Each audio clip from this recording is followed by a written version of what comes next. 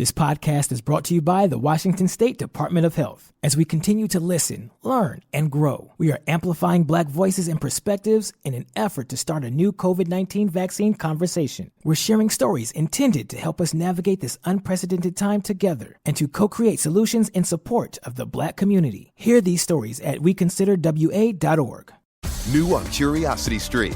Are we close to building machines that are almost human? And can new technology give us superpowers? Find out on Super Sapiens. And in 1919, a British composer wrote the longest and most complex symphony in history.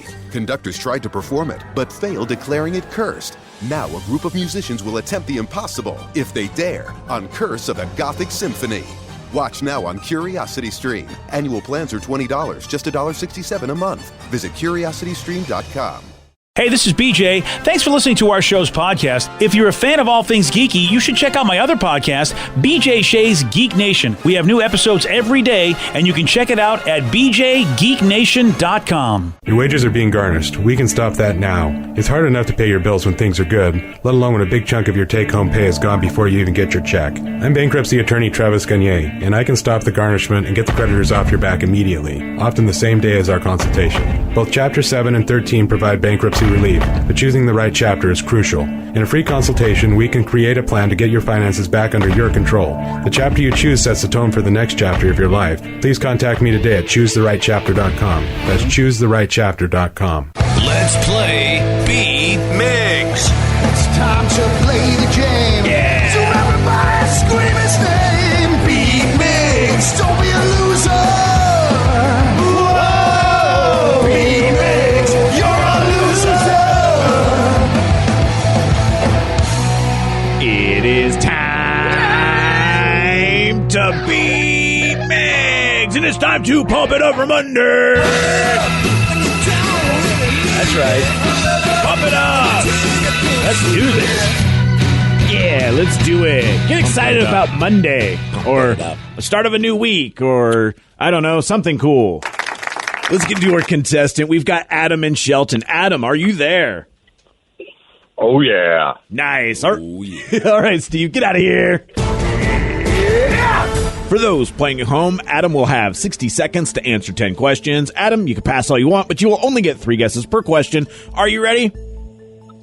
Yes, I am. Smallville was a TV show that revolved around the younger life of which superhero? Superman. Yes. The more common term for hypertension is high what? Blood pressure. Yes. The Clippers are a basketball team from what city? Los Angeles. Yes. What band released the 1976 album Fly Like an Eagle? The Eagles. No. Pass. The main 2 colors of a Butterfinger bar wrapper are yellow and what? Blue. Yes. What river is Washington, D.C. located on? Potomac. Yes. What athlete had a part in the movie Airplane? Michael Jordan. No. Pass. 706 people survived the sinking of which vessel? Titanic. Yes. Dawes Butler provided the original voice of which cartoon bear? Yogi the Bear. Yes. What is the largest key on a standard computer keyboard? Return. No. 1, 2, 3, 4, 5, 6, 7 correct. Oh, return is the old typewriter way of doing it. Yep, and I would accept the enter key on that one as well, but they're both wrong, so it doesn't really matter. Oh, really? Yes. Oh, yes, of course I know what it is. Oh, I'm a moron myself. Well, don't say anything. Steve's back in here, and I don't think he'll need help on that one, but you never know. Yeah. Stranger things have happened. Oh, this is so frustrating that maybe I would have got it if I had more than one guess. Maybe, but probably not. Yeah, right. Steve, you ready? Oh, yeah. Smallville was a TV show that revolved around the younger life of which superhero? Yes. The more common term for hypertension is high what? Sprain? No. Energy? No. High strong? No. Damn it. The Clippers are a basketball team from what city? Los Angeles. Yes. What band released the 1976 album Fly Like an Eagle? The Eagles. No. Oh. Oh, crap. I can see Whoa. Steve Miller Band. Yes. Boom. The two main colors of a Butterfinger bar wrapper are yellow and what? Blue. Yes. What river is Washington, D.C. located on? The River of Deceit. No. That's a nice one. Kwai. No. Mississippi. No. What athlete had a part in the movie Airplane? Kareem Abdul-Jabbar. Yes. 706 people survived the sinking of which vessel? Titanic. Yes. Dawes Butler provided the original voice of which cartoon bear? Yogi. Yes. What is the largest key on a standard computer keyboard? The space bar. Yes! 1, 2, 3, 4, 5, 6, 7, 8. You win! 8 to 7, and it was the space bar that was the deciding factor. Sorry, Adam. Hey, thanks, guys. Have a great day. You too, buddy. That was So a good close. game. Yeah, it was a good game. And both Adam and I would be like, "Oh, that's a space bar." Yeah, they both went. Thought the return key or the enter key. Forgetting about that big old space bar. Long. Mm-hmm. It's not as thick as the the shift bar. No, not as girthy as the shift bar there. Yeah. All right. The two that you did miss, actually, Adam got correct. The more common term for hypertension is high blood pressure. That's what I know that one. Yep, me too. And the river on that Washington D.C. is located on is the Potomac. Yeah, not the Mississippi, the Deceit, or Kwai. Yep. I'll never get that one right. I can tell. But I still love the River Kwai. Yeah, right. Got to give that as an The answer. worst movie ever. Is it really the worst ever? It was just not Steve's cup of tea. It's well received, I think. Right. The River Kwai is a great World War II movie, if I'm not mistaken. Yeah, I mean, it's critically loved. It was just my dad made me watch it, so it was the worst movie ever. Yeah, I understand that. Mr. Sulu was in it, George Takei. Was he really? Yeah. Wow, he had to have been a lot younger. Well, it was, movie, right? I think it was during the Star Trek years that he made it, if I'm not mistaken. I think it was the late 60s movie. my. River Kwai. Which, ironically, I mean, I don't know exactly about what World War II was about, but, George Takei is making a World War II movie, and he was basically interned during World War II as really a very ugly part of American history. Absolutely. So, yeah. Well, Steve, congratulations. You won. Thank you. Good start to Good Monday. job, Stevie. So Seth Rogen, who I'm digging a lot because I watched the new cartoon series, the animated series Invincible on Amazon Prime that Seth is a producer of. Also, he does a voice of one of the characters. He was doing an interview with GQ magazine, and he answered some random questions that were submitted by fans, including this one. Dear Seth, where are you happiest? I'm happy on the couch. I'm very happy on my couch. And I have a pottery studio in my garage. I'm very happy in there as well. Why pottery? It's a good, it's centering, quite literally. You get to make mugs, plates, ashtrays. I always say it's like doing yoga if at the end of yoga you produced a souvenir. That's a good way to look at it. I thought it was like a euphemism for smoking pot when he said, I have a pottery. I know. Listen, I wouldn't fault you for thinking that way because that would be a clever sort of place to go. Hey, it's my weed shack. And how awesome would it be if Seth Rogen gave you a mug as a gift? Yeah, So badass. That he made. Like, not even, yeah. How many times? I don't know if Seth is married or not, but how often do you think he's gotten busy ghost style out there, like the ghost movie? Zero. Wow. Nobody's doing I would that. totally do that. You think you'd be like, hey, come into my pottery studio and let me get behind you and let's make some pottery things? Yes. Are you kidding me? That to me was like the biggest No. aphrodisiac for anybody in my generation who I think I wish I knew how to do pottery. I was after that movie, after seeing that movie, I was like, man, I wish I knew how to do pottery. Maybe then I could get a girlfriend. Yeah, but Seth Rogen's not hollering at 6-year-old women. Like, if you said your generation, they'd dig it. But I don't think anyone in, like, their 40s or younger is, like, into pottery where they're going to want to sit in front of Seth Rogen as he guides their hands around the clay. You don't know. Some of those older women, maybe Seth's into it. Maybe he's a cougar hunter hunting, like, cougars or something. Whatever. What do you call that? Reverse cougar? Cougars, huh? I don't know. What do you call that? A lynx? He is married to Lauren Rogen or Lauren Miller. All right. Yeah. All right, fine, Steve. Ruin my fantasy. My bad. Maybe she's into it. Maybe that's how they met. Maybe. Wouldn't that be wild if that's how they met? He brought her into the pottery studio and reenacted the ghost movement? Yes. And she's like, you know what? I love this. You're the man for me. All right. There you go. So I have a question since we are talking about perhaps maybe trying to, have a moment. And, when you're a young person, you are getting into the world of drinking, and eventually you come up with your signature drink that is you. The Steve. Yeah. It took me a while to find mine, but as a matter of fact, the average age where someone starts, graduating to quality booze, finding their favorite, so they're saying is 27 years old, which I do remember that I would drink. I used to drink Tango, and that stuff is disgusting. Tango? You mean Tang? No, Tango. What the hell is Tango? Well, you bring up Tang because it was an orange liquid with vodka. So it was basically a screwdriver that you could buy in a jug. Oh, and they called it Tango. Tango was like, hey, you don't have to make a screwdriver. You don't need any orange juice. Basically, I think they did take Tang and put vodka in there, and they sold it, and they called it Tango, and it was horrible. This was way back in the day. I don't even know if they make Tango anymore. I've never even heard of it. No, how did you get this? This came out of the UK. Yeah, well, you know what? We were fancy back in the day. Okay, I'm talking in the 70s is when we would get Tango. Oh, it's like smuggling it from another country? Hello, would you like some Tango, sir?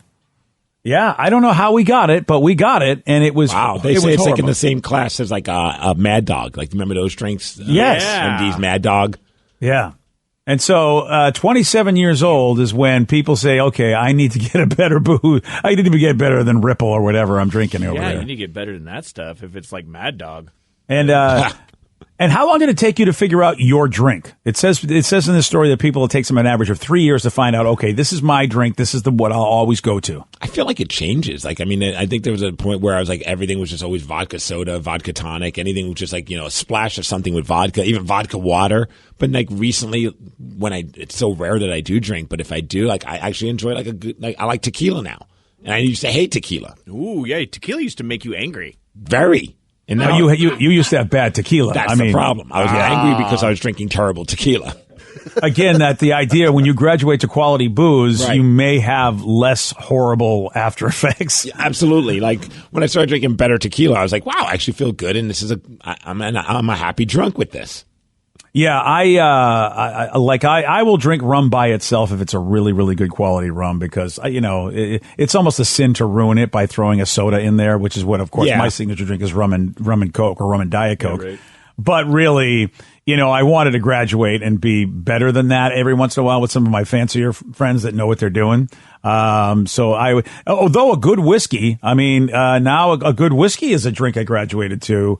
But it depends on the circumstances. Like if I want to look sophisticated, then I will. And look, when do you want to look sophisticated? Well, there are people that actually do this. The one thing they found in the study is you have your drink, but then there's your sophisticated drink. If you're at a business thing or whatever, you don't want to look like a loser. Like you go, let me have a drink that's like a soda and something. You see some people going for sophisticated drinks. You have like a martini, like a Manhattan, like an old fashioned. I think, Rev, are you an old fashioned guy? No, I'm not. And I'm neither a Manhattan person too. I tried to drink one once on a Valentine's date with my wife, and it was like, no, I'm not an adult. I don't want this.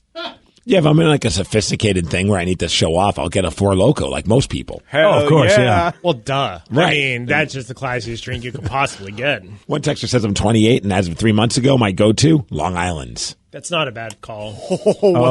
I hate to say it. A lot of alcohol, man. It's not a bad call unless you are on a date. What do you mean?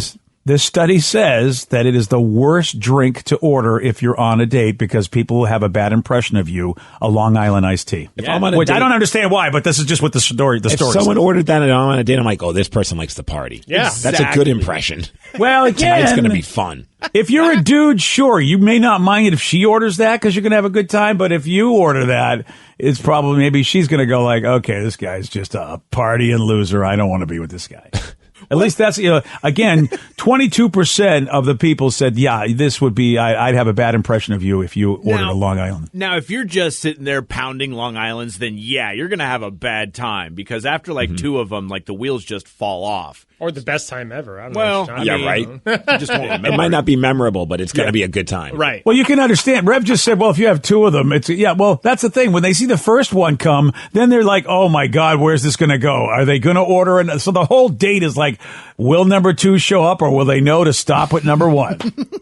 What about a good old AMF? Is that also a good one? Wow. For reputation. Yeah, that's, Adios, mother effer.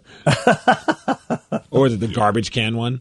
Ooh, the garbage cans are delicious. Or like the trash cans. Like the trash can, that's what it is. The wood fire, or the rock wood-fired pizza. Oh, the buckets. Oh, the buckets, You see, now, it really depends. Like, I remember when Vicky got the bucket, and it came in it's like a little sandcastle bucket. Yeah. And if she really, I swear they checked her ID 5 times. Right. Because she had that bucket in front of her, and she looked like she really should be making sandcastles rather than having an alcoholic beverage then.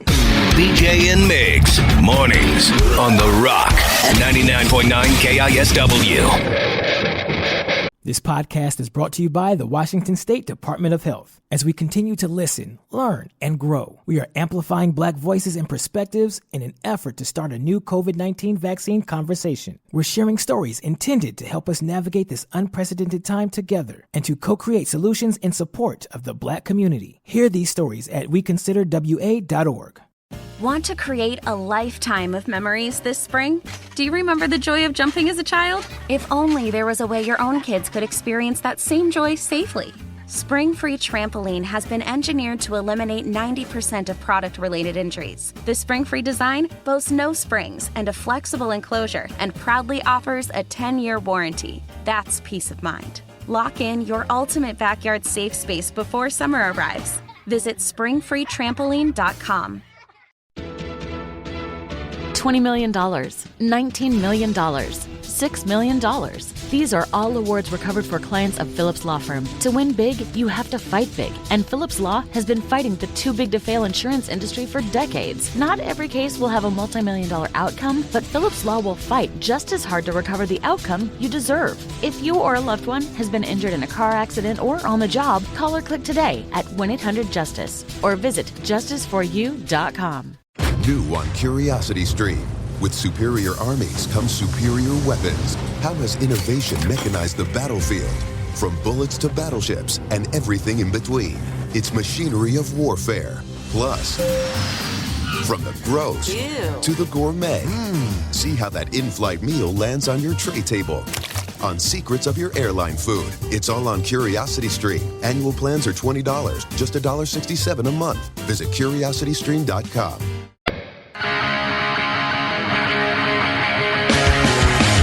99.9 KISW, the Rock of Seattle. Let's talk about Brandon. He's from the great land of Tulsa, Oklahoma. All right. Now, Brandon, he met a woman on a dating app this week, and they went out on Wednesday night.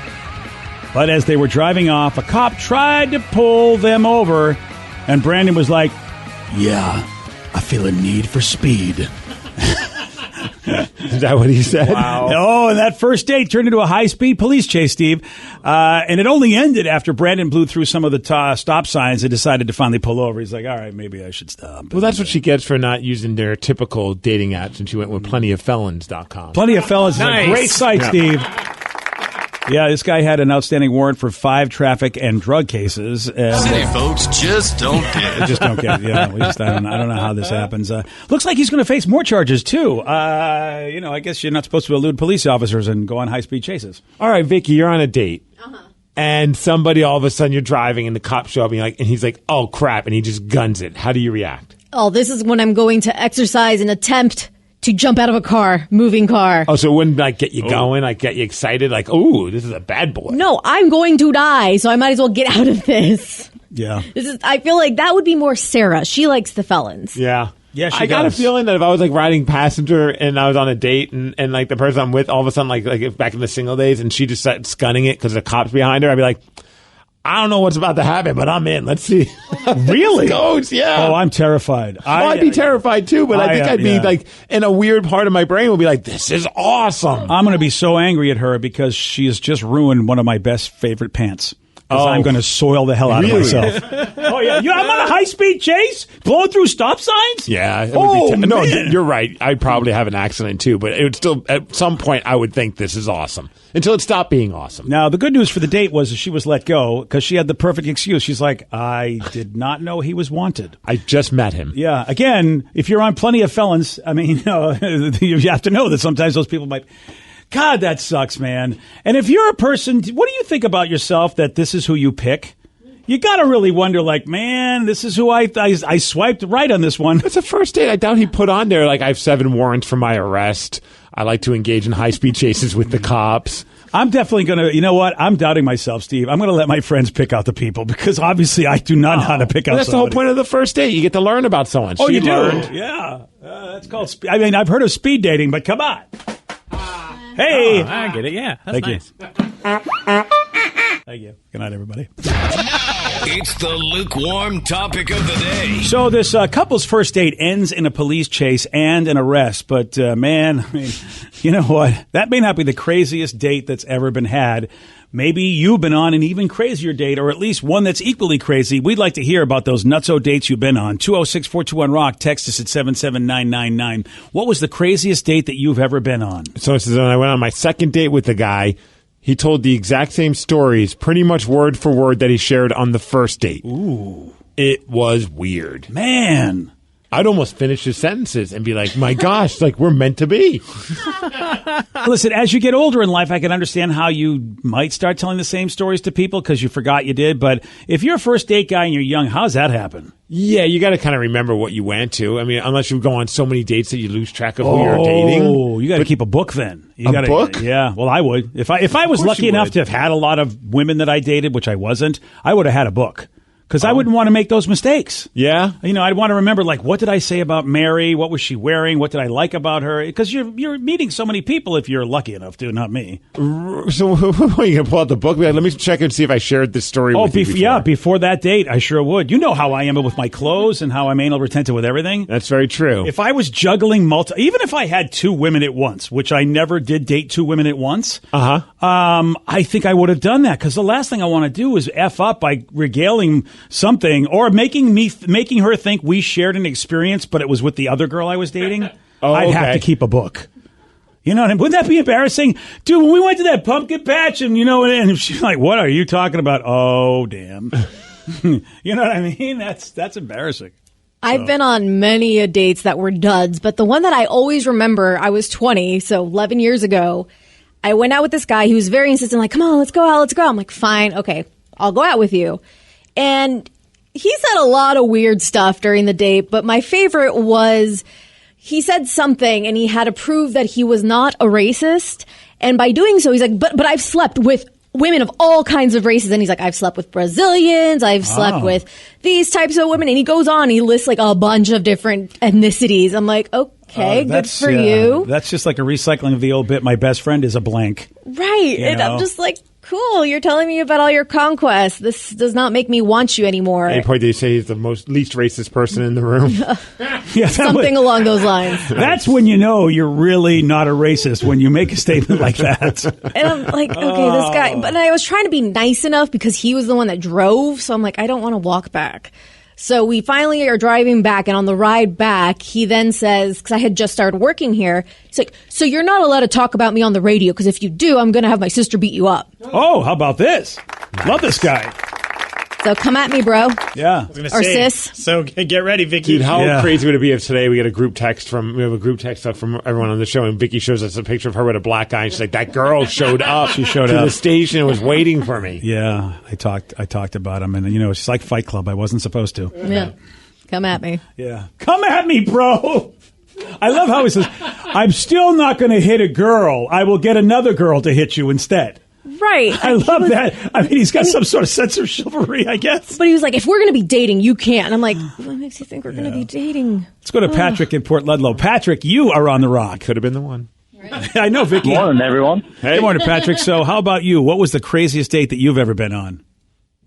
Well, I was on a date when I was stationed down in Mississippi. I had met a girl who lived pretty close in Louisiana, and we went out and went around to a few bars and restaurant and everything, and then she invites me back to her house. So when we show up at her house, everything is missing from her house. All of her furniture, so everything. She takes you back to her place, and it's completely empty. Empty, completely empty. And she starts freaking out. She's screaming and yelling. Oh, no. And then we go up the stairs into the bedroom, and the bed is all taken apart and just in kind of a pile on the ground. And there's this little monkey stuffed animal the head is ripped off and stuck to the wall with a little steak knife, and I just bailed. Whoa, that is some serious high level, like serial killer type moves right there. It was super creepy. And she started talking like, well, maybe we could put the bed together. Nope. Gotta go. You know what? When if you're a person where you scare a dude so much that basically his fear mechanism overrides his let's get busy mechanism, you need to go. If you need to fix this, it takes a lot to override the let's get busy mechanism. When the big head is able to trump the thoughts of the little head, that means something is wrong. Yeah, because exactly. Man, you know what? Again, I will say this. Sometimes I really miss not being in the not joining the military because the life adventures are insane. There's no way you could have done the military. I agree. You're absolutely right. Both my father and my brother, who were in the military, actually told me, "You better hope there's no draft because you will not survive it." How about this text? It says, I showed up to Red Robin for a date. There was a woman sitting next to us at the table right by us, and at some point my date says, "Oh, that's my babysitter." She wanted Red Robin too, so she invited her and her kid. Mind you, she never told me that she had a kid, and this was date number 5 or 6. Wait, so date number 5, 6, she rolls that out? WTF. Was she hoping that you were going to pay for the babysitter, or was it just like hey, they're going to sit over there, don't worry about them. That's my child. We'll pretend that we don't know her. Now, what if it's you? What if it's you, though, Steve, and your favorite movie is Babysitters? That's a a tough sell. Still, there's your dream come true. My favorite movie is also Rocky. I don't feel like getting into a boxing match with Apollo Creed. All right, well, you know what, buddy? All right, you know what? Sure. I don't know what your fantasies are. Love a Full Metal Jacket. I don't really want to go through basic training and then get all crazy. All right. What if the babysitter's hotter than the girl that you're on a date with? Oh. And then you just you just make the move. You're just do a flipper? Yeah. Yeah. I'm just going to go sit with them. Let's swap seats. Here, why don't you hang out with your child? Wow. Or even better, what if Apollo Creed is hotter than all of them? In. All right, there we go. I'm treating. Bottomless fries for Apollo Creed. I feel like that should be a sign. All right, here's another one where it's just a random occurrence also happened. Went on a date where the woman brought her husband. Turned out to be a fun night. Open. Well, at that point... we don't know that. Maybe they just had good conversation, Rev. Sure. Yeah, that's what it is. Mm-hmm. Yeah, sure. Totally. Yeah. Mm-hmm. That is... Do you go on a second date? I mean, do you call... I mean, that's a very fascinating situation because... It is a date as opposed to we're just going to get together and bang. You know what I mean? I had that happen once. I remember many years ago, I was chatting with a girl and then like, oh, let's get together and let's go get lunch. I never bothered to say on a date. I just figured like that was... Oh, see, lunch is so innocuous. Yeah. So I go to the Ram to meet up, and we're back in the U District. You meet her at the Ram. She's got to know what you want to do. I felt like that was a sign. It was her suggestion. I'm like, Ram, yeah. Ram. Right. She knows what's up. If there's a place called Slammers, I meet you there, too. And then she's sitting there, and it's with a dude. And I'm like, okay, random. So I was like, hey. What's that about? That was her boyfriend. She just thought we were being buddies. And she was excited to introduce me to her boyfriend. And I was like, oh, well, I guess we really didn't we didn't really formulate what was going on here. Highway to the friend zone. See, this is where I say that a lot of women, not of all of them, but a lot of women, this is where they're clueless about men. Men won't ask you to anything unless they're somewhat interested, usually. Yeah, I just thought, if not a date, at least, you would think at least I would have been brought up, and then at least I'd have that in the back of my mind. Even if you didn't think it was a date, you'd be like, hey, cool, can my husband come? He's got the day off from work, or boyfriend. Sure, great. Yeah, I don't know why women don't get this. I was recently asked out for a drink. Uh-huh. And I'm like, yeah. Well, sir, first of all, on a fuzzy navel. The person asked me in my Facebook, and I tell everybody that look, if you listen to the show, Danny, Vicky, Sarah, and they all have access to my Facebook. So if you ask anything, they're all going to see it. Why didn't you say yes then, Danny? You should be absolutely. You should totally that would have been funny if Danny slid into my own DMs. It would. Yeah, no. Yeah, but I mean, it's like you'd be in a lot of trouble if you did that. And this person knows I'm married, so I'm like, What are you doing? Asking me for a drink. So, I mean, I was tactful and said, hey, man, I'm a real busy guy. I can't come out for drinking with anyone. But it's like, there's no good that comes out of it. Just a random woman just saying, "Hey, would you like to go get a drink?" My generation, what that means is you would like to start something. I think we should have responded and then just have Sarah show up with just like her. She's like, so yeah, be like, I was the one who answered. I checked my dad's Facebook page. He wanted to drink with me. Exactly. So I'm giving fair warning to anybody who might want to send me anything. Remember, you're sending it to everybody. So how should they send it? Do they just want to get right to you? There is no right to me, buddy. Right to you. Yeah, there is no right to me. Yeah, we got the buffers on purpose. Yeah, my world's an open book. I have no privacy at all. I like this text. I took a chick out for milkshakes. She told me afterwards that she doesn't like milkshakes. What kind of weirdo doesn't like milkshakes? The kind of weirdo that doesn't want to bring boys to the yard. That's what kind. Maybe someone who's lactose intolerant. Yeah, right. Yeah, me. I guess that's fair. You don't like milkshakes? I'm not He doesn't a big like fan of anything desserts and sweets. We've gone through this. Uh-oh. That's it. You're right, Steve. Whoa! Steve is throwing stuff at him, and rightly so. Milkshakes are 100% American, you terrorist. There's at least 3 times a week where I say at home, I'm like, I just want a milkshake. And my wife's like, no. Story's over. And I'm like, word. And she's like, no. Basically, they all talk like Shia LaBeouf. I want a milkshake. She says, no. I was asking for a cigarette. You said no. I said word. That's how I was bed. I want a milkshake. She said no. I said word. Story's over. It's basically, welcome to Night at the LaBeoufs. Wow. Just do it, man. Yeah. I'm from it, you dummy.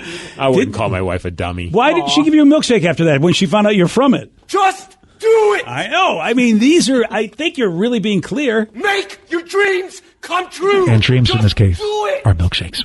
Yes, you can. Yes, you Just can. do it. Give me a milkshake. I'm from it. Steve, you need to step up your game. Yeah. I'm from it, you dummy. Yeah, there we go. Love you, babe. I love you, but you got to slide that in. Yeah, we can't call her a dummy without at least saying I love her. That's a good point. You really want to know that was a term of endearment. Today's podcast was brought to you by Travis Gagne, bankruptcy attorney. He's here right now and has agreed to answer more of your questions about bankruptcy. How much does bankruptcy cost? Usually with my office, we do a flat fee that includes all your court costs, filing fees, credit counseling, credit reports, and one cost. In Chapter 13 cases, that usually starts at about $900. With Chapter 7 cases, the total cost, including all your court costs, attorney fees, is usually about $1,500. We offer payment plans on Chapter 7, so you can start a file with my office for as little as $200. You can send your creditor calls to us. We'll take your creditor calls while you gather up your information and make payments on the rest of the fees. With Chapter 13 cases, we can make payment arrangements in most cases as well and get your case filed even sooner in a Chapter 13 case because of the reorganization aspect to it. Thanks, Travis. If you have more questions about bankruptcy, you can reach out to Travis anytime at choosetherightchapter.com. That's choosetherightchapter.com. Thanks for listening. New on Curiosity Stream. Are we close to building machines that are almost human? And can new technology give us superpowers? Find out on Super Sapiens. And in 1919, a British composer wrote the longest and most complex symphony in history. Conductors tried to perform it, but failed, declaring it cursed. Now a group of musicians will attempt the impossible, if they dare, on Curse of the Gothic Symphony. Watch now on Curiosity Stream. Annual plans are $20, just $1.67 a month. Visit curiositystream.com. $20 million, $19 million, $6 million. These are all awards recovered for clients of Phillips Law Firm. To win big, you have to fight big. And Phillips Law has been fighting the too big to fail insurance industry for decades. Not every case will have a multi-million-dollar outcome, but Phillips Law will fight just as hard to recover the outcome you deserve. If you or a loved one has been injured in a car accident or on the job, call or click today at 1-800-JUSTICE or visit justiceforyou.com. The world needed a safer trampoline. Dr. Keith Alexander, inventor of the Spring-Free Trampoline, wanted to bring the joy of trampolining to his daughter. His wife said they were too dangerous, so he invented his own. Spring-Free Trampoline is the world's safest trampoline, with no springs or hard edges. Now, parents can have peace of mind that their kids are outside jumping safely. To learn more, visit springfreetrampoline.com.